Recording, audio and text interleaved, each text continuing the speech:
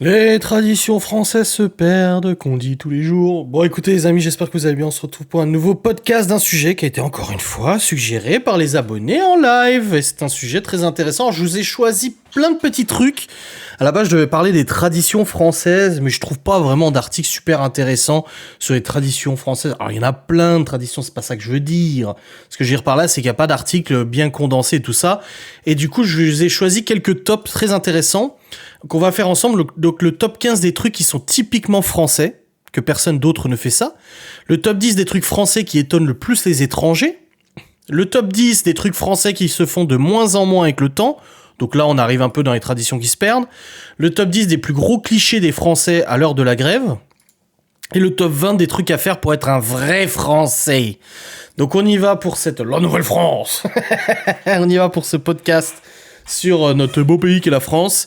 Et on y va. Donc c'est parti. Le premier truc typiquement français, c'est de dire ouais en inspirant genre.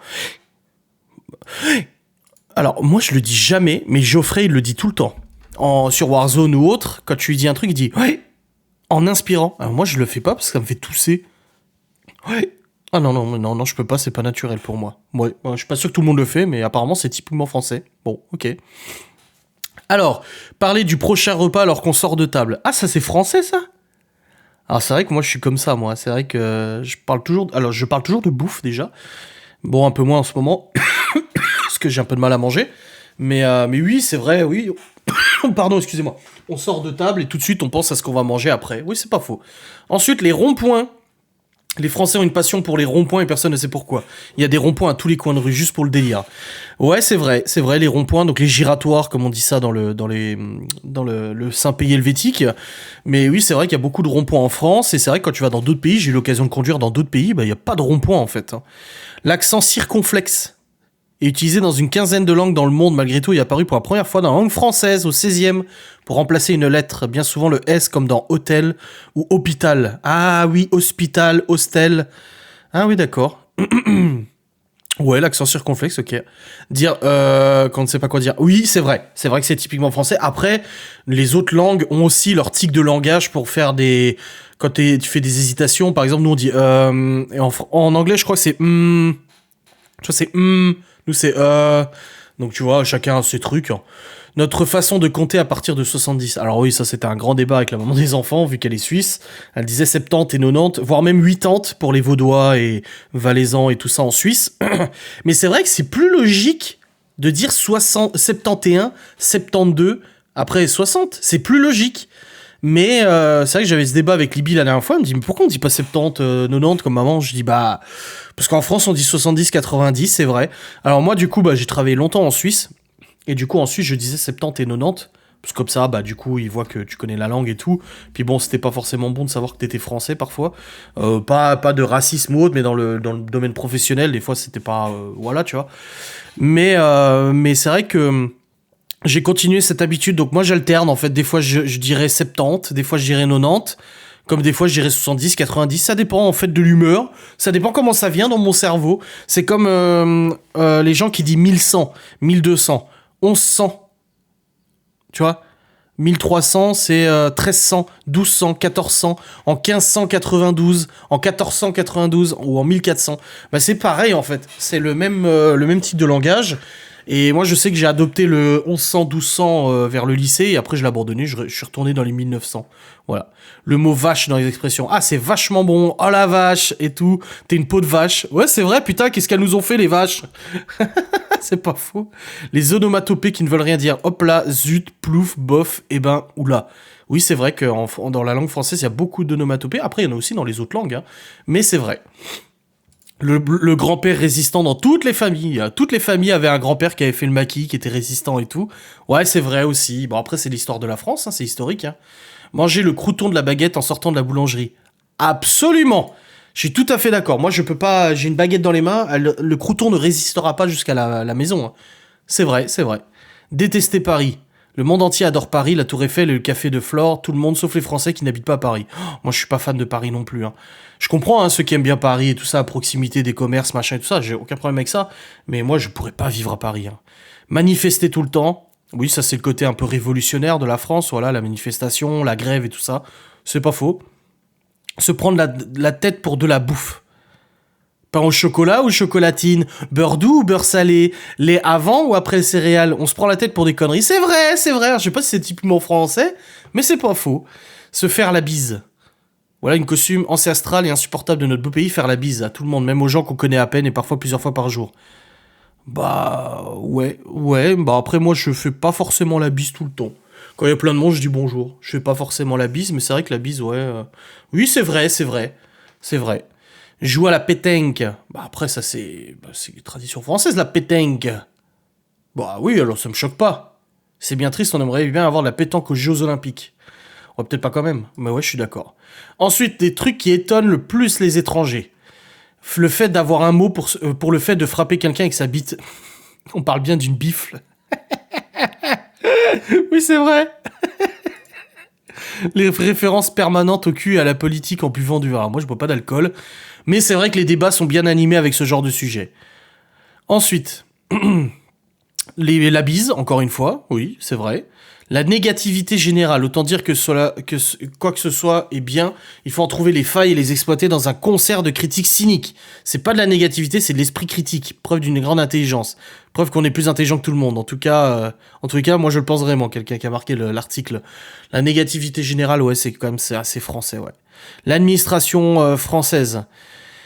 Et que pour avoir un appartement, il faut ouvrir un compte en banque, et pour un compte en banque, il faut avoir une adresse, et les papiers envoyés sont perdus, et que tout est compliqué. C'est ce que je dis, moi, j'ai vu, pour pratiquer l'administration française, pour avoir pratiqué l'administration française, suisse, luxembourgeoise, il est vrai que des trois, l'administration française est la plus compliquée, la plus lente, la plus bordélique.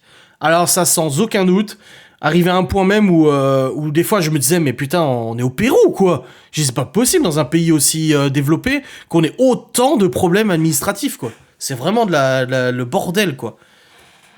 Ensuite les plaintes contre la mondialisation alors que même la France y participe à donf. Oui bah ça c'est typiquement français, on se plaint mais on fait rien pour avancer. Ça c'est sûr. Dans les fêtes on amène un truc et on boit de tout. Dans les plupart du pays du monde, quand on est invité à une fête, on amène une bouteille et puis on la boit. En France, même le mec qui ramène une 8-6 a le droit de goûter au champagne. Ah, dans les autres pays, tu ramènes ta boisson. Tandis que là, tu ramènes une boisson pour tout le monde. Bah oui. Et on parle de bouffe à table. Oui, bah de toute façon, ça c'est comme ça. Hein. De toute façon, la bouffe, c'est la vie de toute manière. C'est tout à fait normal d'en parler. Ensuite, on a le truc que les Français font de moins en moins. Ils croient de moins en moins en Dieu, les Français. Oui, bien sûr, j'avais vu une très bonne vidéo qui montrait la religion française, enfin les religions dominantes en France. Et c'est vrai que la religion chrétienne perd de plus en plus de terrain. Moi, je ne suis absolument pas croyant, voilà. Et je suis pas, voilà. J'aime bien la religion pour l'observer, mais je suis pas croyant, donc voilà. Les Français ont de moins en moins confiance en la police. Oh bah, sans déconner. Oui, avec les gilets jaunes et tout ce bordel qui se passe, les plaintes qui aboutissent jamais, t'as l'impression d'être face à des gens qui en ont rien à foutre.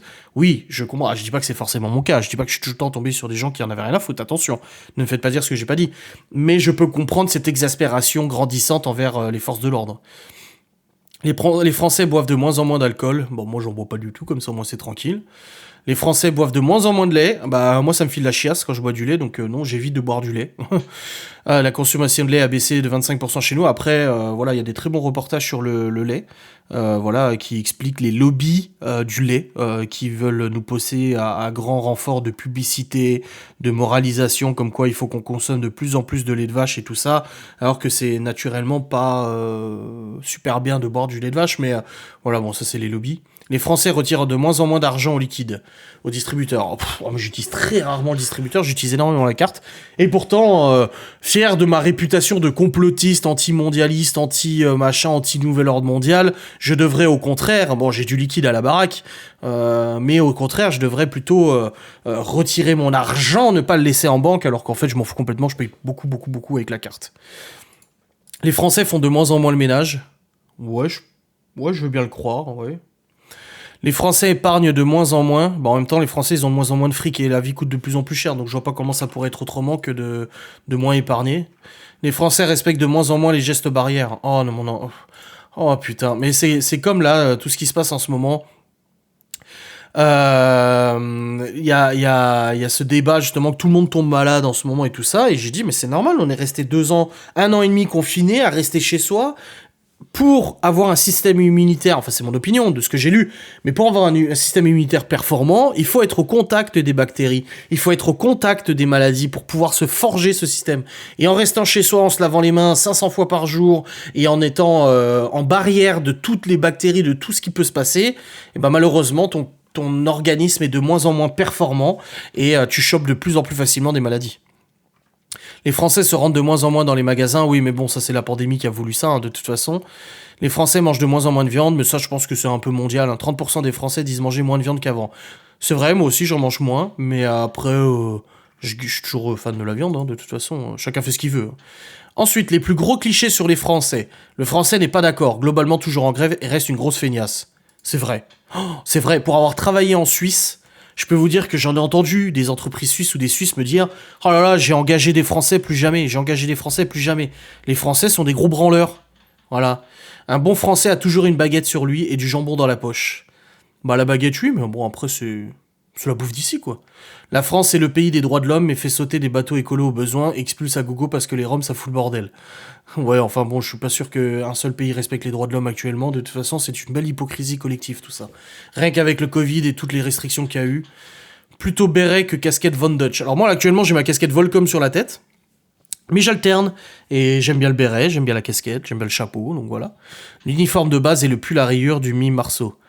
Oh, non. Justement, j'ai fait une vidéo là-dessus sur la mode. Ça change, hein. Les premières dames de France ont toutes été top modèles un jour ou l'autre. Pour Bernadette, on a juste oublié créateur.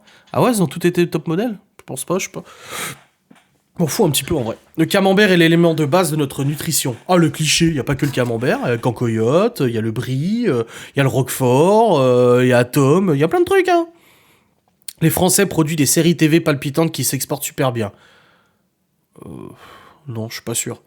Je suis pas sûr, hein. Les Français ne se rasent pas sous les bras. Les Françaises ne se rasent pas sous les bras. Moi, j'aime pas les poils chez les meufs, donc bah si. Mais ne se rasent pas sous les bras, ouais, je sais pas. Non, je pense pas. Le French kiss reste la manière classique de se dire bonjour. Ah non, c'est faux. On se fait pas un bisou sur la bouche, tu rigoles ou quoi ? Pour se dire bonjour. Et ensuite, des top 20 des trucs à faire pour être un vrai Français selon Valérie Pécresse. Alors, boire une bouteille de pinard à chaque repas. Moi, je bois pas d'alcool, donc c'est réglé. Être une merde en anglais. Alors, j'ai un bon niveau en anglais. J'en parlais avec Libby hier, justement. Je regardais une vidéo de PewDiePie en anglais et elle me dit tu comprends tout ce qu'il dit ? Je dis bah oui. Elle me dit mais t'as pas de sous-titres ? Je fais bah non. Puis elle me dit mais tu comprends bien ? Je dis je t'ai dit Libby, je parlais couramment anglais et tout. Je dis après mon accent est pas ouf, mais je lui ai dit à l'écrit, lire et écrire de l'anglais, aucun problème. Je dis parler, écouter un anglais, parler, aucun problème. Après le parler c'est un petit peu plus difficile. Et je dis en fait je suis arrivé à un moment où maintenant quand j'écoute quelqu'un parler anglais, j'ai plus la traduction à faire dans la tête. Je sais pas comment expliquer, mais il arrive un moment où quand tu parles une langue étrangère, t'es tout le temps obligé de traduire dans ta tête ce que ça signifie. Donc par exemple, Laura me demande de traduire une vidéo, ce qui m'est déjà arrivé. Genre sur TikTok, des fois, elle me parle de ce téléphone, elle me dit quoi ? Et du coup, le fait de devoir le retranscrire à Laura me nécessite en fait une écoute plus attentive et une réflexion de traduction. Parce que je dois retrouver les mots en français qui correspondent. Mais par contre, l'écouter pour moi-même dans ma tête, j'ai pas besoin de le traduire. J'écoute de l'anglais et ça vient comme ça vient en fait. Donc ouais, non, ça va. Manger une bonne côte de bœuf, bah, bien sûr. Connaître la filmographie de Louis de Funès par cœur, bah, je la connais pas par cœur, mais c'est un pilier quand même. Commander la petite sœur au bar, bah je bois pas d'alcool. Manger du saucisson pour le goûter. Mais non mais saucisson c'est pas que pour le goûter, c'est pour le petit déj, c'est pour le déjeuner, c'est pour le goûter, c'est pour le souper. Et même pour la petite collation de la nuit, bien sûr. Réguler des sangliers. Ah la chasse. Oui, la chasse, oui. Fumer des bonnes grosses gitanes. Ah non, j'en ai déjà fumé. Oh, c'est chaud quand même. Hein. Porter une jupette quand on est une fille. Mais les filles s'habillent comme elles veulent en fait. Draguer lourdement la serveuse. Je pense que le français est lourd. Les Français, alors comme je dis, comme dit Stéphane Edouard, les purement masculins. Donc ça veut dire il a toujours dit. En fait, les femmes F à quasi 100%. Donc les femmes, c'est des plaies. Et les hommes, c'est des plaies aussi. En fait, il fait bien un petit mix intéressant en fait. Et il a fait un site internet où tu peux tester avec des questions-réponses, tu peux définir ta part de masculin et ta part de féminin en toi. Moi, j'ai une grosse part de féminin en moi, 35 ou 40% je crois, et le reste c'est du masculin. Mais un homme qui a 90% de masculin, c'est un connard. Et une femme qui a 90% de féminin, c'est une connasse. Et ben, j'ai déjà vu des mecs lourds, quoi, même des potes, j'y mettais lourd, quoi. Arrête. Se disputer l'héritage de mamie. Avant qu'elle soit décédée. Putain. Faire la sieste devant Vivement Dimanche. C'est un truc qui m'a choqué, moi, en allant aux États-Unis, de me rendre compte qu'en fait, à la télévision, mais il y a trop de trucs à la télé. Je m'en souviens, j'ai allumé la télé, il y avait 250 chaînes. Je dis, mais tu veux qu'on regarde quoi, en fait? Je sais même pas quelle chaîne regarder et tout. Il y a trop de bordel. En France, au moins, on s'arrête quand même à la TNT, généralement. Hein. Ne pas mettre la miche de pain à l'envers sur la table. Pourquoi mettre la miche de pain à l'envers? Je comprends pas. On s'en fout, quoi. Trouver les Belges gentils. Bah, ils sont gentils, les Belges. Petit big up aux Belges. Avoir un oncle bourré et raciste. Ah, dans notre famille, on a tous un mec qui picole et qui est un peu raciste sur les bords, de toute façon. Ce n'est pas moi, je ne picole pas et je ne suis pas raciste, mais on en connaît tous. S'intéresser à un sport uniquement quand un Français performe bien. Ah oui, alors ça, c'était typiquement français. Ça, c'est, voilà, s'intéresser à un sport parce on a un candidat qui performe. Genre, c'est comme nos nageurs, Manodou, machin et tout ça. On s'y intéresse parce qu'il y a les JO, machin et tout ça. Puis après, on n'entend plus parler, tu sais.